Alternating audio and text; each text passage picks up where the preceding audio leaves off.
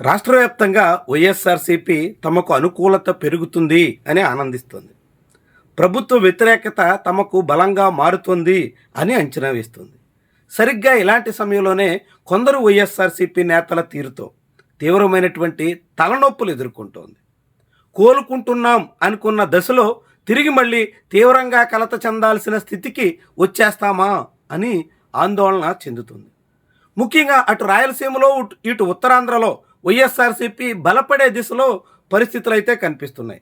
అలాంటి జిల్లాల్లో ఒకటైన శ్రీకాకుళంలో ఇప్పుడు వైఎస్ఆర్సీపీ ముఖ్య నేతలంతా పీకల్లోతు కష్టాల్లో కూరుకుపోతున్నారు.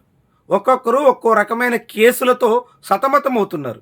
ఇప్పటికే సీదిరి అప్పలరాజు తన తనయుడి నిర్వాహకం మూలంగా తీవ్రమైన కష్టాలు కొని తెచ్చుకున్నారు. తనయుడు జైలుకెళ్ళక తప్పలేదు, రాజకీయంగా తీవ్రంగా నష్టపోక తప్పని పరిస్థితి వచ్చింది. యాదవులను దూరం చేసుకునే దిశలో ఆయన చర్యలున్నాయనేటువంటి వాదన వినిపిస్తోంది. మొత్తంగా సీదిరి అప్పలరాజు ఒక తప్పిదాన్ని కప్పిపుచ్చే ప్రయత్నంలో అనేక తప్పిదాలకు పాల్పడి అడ్డంగా బుక్ అయినట్టు చెప్పాల్సి ఉంటుంది. ఇలా పలాస నియోజకవర్గంలో రాజకీయాలు వైఎస్ఆర్సీపీకి పూర్తి అనుకూలంగా మారాల్సిన దశలో సీదిరి అప్పలరాజు తనయుడి నిర్వాహకం తీవ్రమైనటువంటి తలనొప్పిని తీసుకొచ్చింది. పోనీ పలాసే అనుకుంటున్నటువంటి దశలో వెంటనే ఆమిదాల వలస ఎపిసోడ్ తెర మీదకు వచ్చింది. ఈసారి ఏకంగా అసెంబ్లీ మాజీ స్పీకర్ తమ్మినేని సీతారాం ఉదంతం కలకలం రేపుతుంది. ఆయన అయితే ఏకంగా భూముల రికార్డులు మార్చేసి బతుకున్నటువంటి వాళ్ళని చచ్చిపోయినట్టుగా చూపించి మొత్తంగా భూమిని కాజేసే ప్రయత్నం చేశారు. ఇది ప్రధానమైనటువంటి అభియోగం. ఈ అభియోగంలో ఆయనతో పాటు తనయుడు భార్య కూడా నిందితులుగా ఉన్నారు.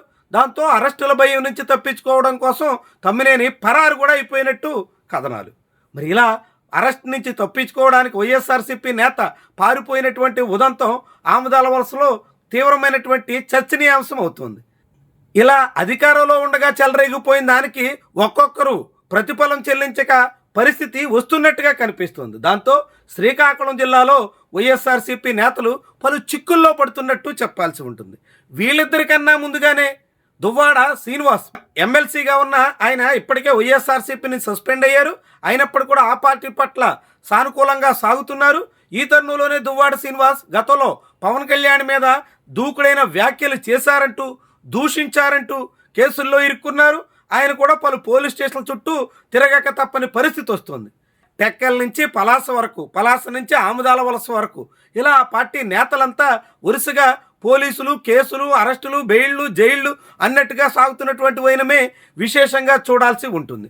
శ్రీకాకుళం రాజకీయాల్లో ఇలాంటివి ఒకేసారి ఒక పార్టీ పలువురు నేతలు ఇరకాటంలో పడుతున్నటువంటి వైనం చాలా అరుదుగా చెప్పాల్సి ఉంటుంది. అలాంటిది ఇప్పుడు వైఎస్ఆర్సీపీ నేతలు పలువురు ఏకకాలంలో ఇక్కట్లు కొని తెచ్చుకున్నారు. కొందరిది స్వయం కృతాపరాధం, కొందరేమో నోటు దురుసుతనం, ఇలా రకరకాల కారణాలతో సాగించినటువంటి వ్యవహారాలన్నీ వైఎస్ఆర్సీపీకి గుదిబండగా మారుతున్నాయా అనేటువంటి అనుమానానికి ఆస్కారం ఇస్తుంది. ఇప్పటికే జిల్లా వ్యాప్తంగా వైఎస్ఆర్సీపీ మెజార్టీ నియోజకవర్గాల్లో తిరిగి పాగా వేయాలన్న ప్రయత్నంలో ఉంది. కానీ ఇప్పుడు వరుసగా ఒక్కొక్క నాయకుడు ఒక్కొక్క నేరంలో ఇరుక్కుపోవడంతో అది వైఎస్ఆర్సీపీ పరువు తీసేసే చర్యగా మారుతుందా?